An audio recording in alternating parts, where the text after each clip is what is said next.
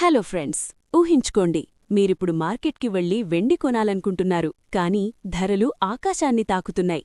ఫిబ్రవరి 2026లో ఇండియాలో ఒక కేజీ వెండి ధర సుమారు 2,58,000 రూపాయల నుంచి 2,90,000 రూపాయల వరకు ఉంది. ఇది గత ఏడాది కంటే చాలా ఎక్కువ. ఎందుకిలా జరుగుతోంది అని ఆలోచించారా? ఇదొక సూపర్ ఎక్సైటింగ్ స్టోరీ లాంటిది. సిల్వర్ కేవలం ఒక సాధారణ మెటల్ కాదు. దీన్ని రెండు విధాలుగా వాడతారు. ఒకటి పరిశ్రమల్లో కీలక పదార్థంగా, మరొకటి ఇన్వెస్టింగ్కి. మరి ఈ ధరలు ఎందుకు పెరుగుతున్నాయో చూద్దాం. మొదటి పెద్ద కారణం పారిశ్రామిక డిమాండ్.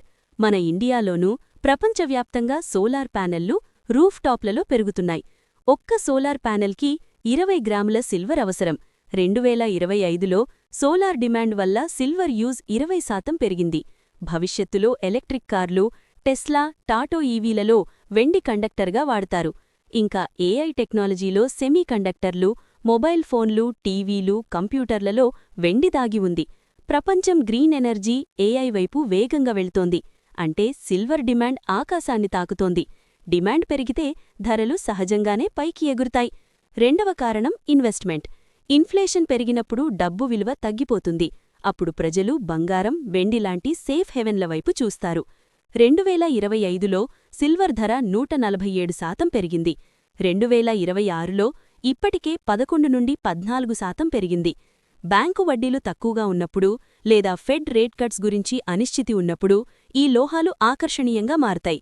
ఇదొక ఆర్థిక గాలివానలో సురక్షిత ఇల్లులాంటిది. మూడవ కారణం సరఫరా సమస్యలు.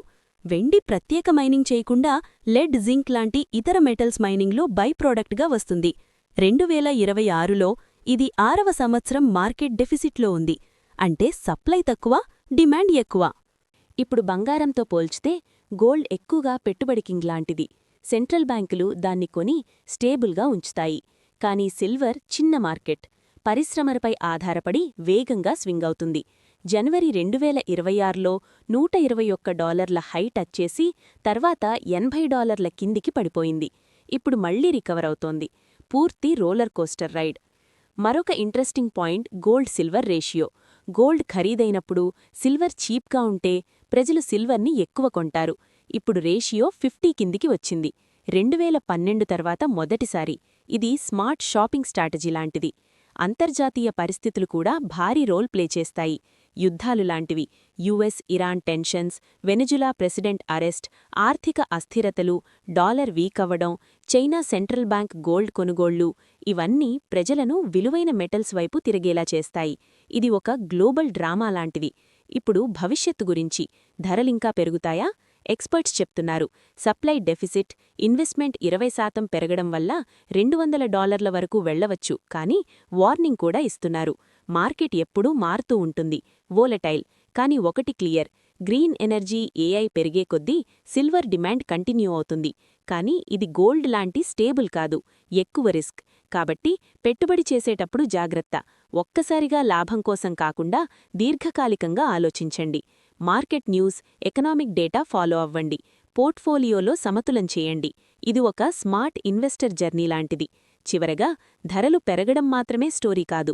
ఎందుకు పెరుగుతున్నాయో, ఏ ఫ్యాక్టర్స్ ప్రభావం చూపుతున్నాయో అర్థం చేసుకోవడం ముఖ్యం. మన డబ్బును ఎక్కడ పెట్టాలో డిసైడ్ చేసే ముందు మార్కెట్ను బాగా స్టడీ చేయండి. అదే రియల్ విజ్డమ్. ఈ వీడియో మీకు హెల్ప్ అయ్యిందని అనుకుంటున్నాను. లైక్ చేయండి, కామెంట్లో మీ థాట్స్ షేర్ చేయండి. సబ్స్క్రైబ్ చేసి బెల్ ఐకాన్ ప్రెస్ చేయండి మరిన్ని ఫైనాన్షియల్ టిప్స్, మార్కెట్ అప్డేట్స్ కోసం.